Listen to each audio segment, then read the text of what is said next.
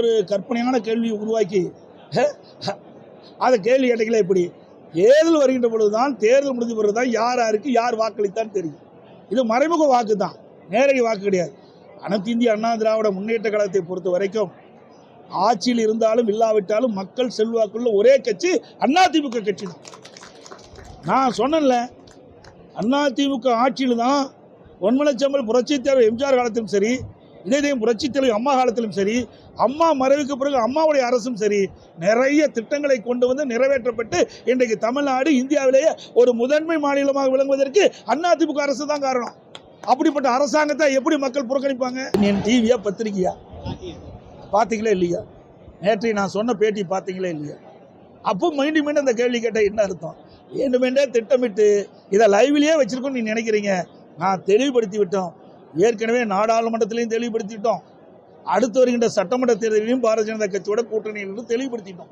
அதை தவிர்த்து தான் நாங்கள் பேசிகிட்டு இருக்கிறோம். மீண்டும் மீண்டும் இந்த கேள்வியின் மேல் எழுப்ப வேண்டாம். ஊடக பத்திரிகை எங்களுக்கு மக்கள் விரோத திராவிட முன்னேற்ற கழக அரசு அகற்றப்பட வேண்டும். 1, பாரதிய ஜனதா கட்சியோட அதிமுக கூட்டணியில் 2. நான் வேண்டுகோள் விடுப்பதெல்லாம் மற்ற கட்சிக்கு தான், அதோட பொருத்தி பார்க்க வேண்டாம். அதான் ஏற்கனவே சொல்லிட்டு அதே மீண்டும் நாங்கள் எதுக்கு சொல்லிட்டு இருக்கிறோம்? உங்களுக்கு செய்தி வேணும், விறுவிறுப்பான செய்தி போடணும், அதுக்கு ஒரு 4 பேரை வச்சுட்டு விவாத மேடை வைக்கணும். அதுக்கு நாங்கள் தான் கிடைச்சோமா? நாங்கள் போய் என்ன வரிசையில் நின்றுட்டு இருக்கோமா? உங்கள் கேள்வியே உள்நோக்கமாக தெரியுது எனக்கு. எப்போயாவது பாரதிய ஜனதா கட்சி நாங்கள் அப்ளிகேஷன் போட்டிருக்கோம், அதுக்காக வாசலில் காத்துட்டு இருக்கோம் அப்படின்னு நம்ம சொன்னோமா? அப்புறம் எதுக்கு அவர் இதை பேசணும்? எனக்கு தெரியல. நான் எதுவும் பேசவே இல்லைண்ணா. ஏன்னா நான் தெளிவாக இருக்கேன். கூட்டணிகள் குறித்து எந்த கருத்துமே நான் சொல்ல மாட்டேன். ஏன்னா மத்திய தலைமை சென்ட்ரல் பார்லிமெண்ட் போர்டில் 16 சீனியர் லீடர்ஸ் இருக்காங்க. அவங்க என்ன முடிவெடுத்தாலும் அதை செயல்படுத்தும் இடத்தில் நான் இருக்கேன். அதனால் நான் இது பற்றி கருத்து சொல்ல மாட்டேன். ஆனால் நான் ஒன்று கேட்க விரும்புகிறேன்.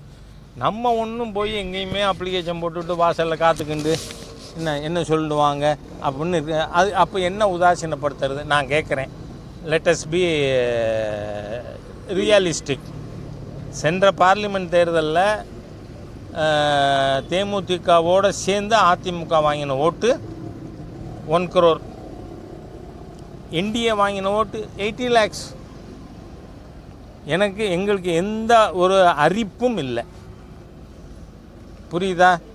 அதனால் எங்களை உதாசீனப்படுத்துறதுனா என்னவாக இருக்கும்? நான் போய் கேட்டிருக்கணும், கெஞ்சி இருக்கணும், அதெல்லாம் முடியாதுன்னு சொல்லியிருக்கணும். அப்படி தானே அர்த்தம் உங்கள் கேள்வியுடைய துணி. அதுக்காக உங்களுக்கு பதில் சொல்லியிருக்கேன். நான் வேறு யாருக்கும் சொல்ல தேவை. நேற்று கூட சொன்னேன்னா, ஒரு எப்போ கேட்டாலும் நம்ம நண்பர் ஜெயக்குமார் இருக்கார்ல, அவர்கிட்ட போய் நாளைக்கு நீங்கள் அதிமுகவோடு உங்களுக்கு என்ன உறவுனா ஒட்டும் இல்லை உறவும் இல்லைன்னு சொல்லுவார் போல இருக்கு.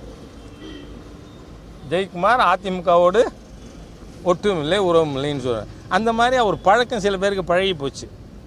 we have not asked for any alliance with anybody. ஆனால் ஏற்கனவே நம்மோட இருக்கிறவங்களோட நம்ம கூட்டணி தொடர்கிறது. இது ஏற்கனவே national parliament board has cleared this alliance and we fought together. அதனால் இதை நான் கன்ஃபார்மாக சொல்கிறேன். இனிமேல் எந்தெந்த கட்சிகள் உள்ளே கொண்டு வரணும், அலையன்ஸ் புதுசாக எப்படி ஃபார்ம் பண்ணணும், இது எல்லாமே it is the domain of central leadership. அதனால் அவர்கள் எந்த முடிவெடுத்தாலும் அதை செயல்படுத்தும் இடத்தில் நான் இருக்கேன். அதனால் நான் ஊடகம் 2வது அவங்களுக்கு என் கருத்து சொல்லணுன்னா கூட எனக்கும் லீடர்ஷிப்புக்கும் எந்த டிஸ்டன்ஸும் கிடையாது. அதனால் உங்கள் சர்வீசஸை நான் கேட்டு அதை பயன்படுத்திக்கணுங்கிற அவசியமும் இல்லை.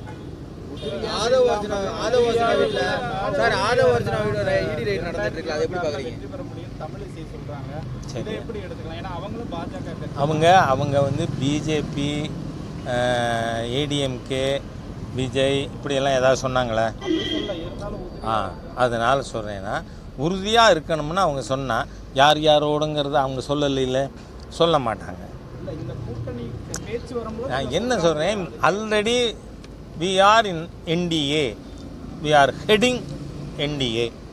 சென்டராக இருந்தாலும் சரி, ஸ்டேட்டாக இருந்தாலும் பிஜேபி என்டிஏவுக்கு தலைமையேற்று நடத்தி கொண்டு இருக்கிறது. அதனால் அதில் இருக்கிற விஷயங்களை பற்றி அவங்க சொல்லியிருப்பாங்க. எதுக்கு நான் ஏன் இதை சொல்லணும்? நான் தான், அதாவது இது கேள்வி கேட்குறது இருக்குமா, have you stopped beating your ஒய்ஃப்னு என்கிட்ட கேட்குறீங்க. நான் எஸ்ஸுன்னு சொல்ல முடியாது, நோவும் சொல்ல முடியாது. எஸ்ஸுன்னா இத்தனை நாளாக அடிச்சுட்டு இருந்தேன், இப்போ நிறுத்திட்டேன்னு அர்த்தம். நோன்னு சொன்னால் இத்தனை நாளாக அடித்தது நிறுத்த மாட்டேன், திருப்பி தொடர்ந்து அடிப்பேன்னு அர்த்தம். இதெல்லாம் என்ன கேள்வி? நான் தான் உங்களுக்கு சொல்லிட்டேன், don't ask any question with regard to alliance. Thank you.